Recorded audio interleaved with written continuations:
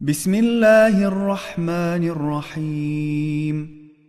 يا من هو في البر والبحر سبيله، يا من هو في الآفاق آياته، يا من هو في الآيات برهانه، يا من هو في الممات قدرته، يا من هو في القبور عزته، يا من هو في القيامة ملكته، يا من هو في الحساب هيبته، يا من هو في الميزان قضاؤه، يا من هو في الجنة رحمته، يا من هو في النار عذابه.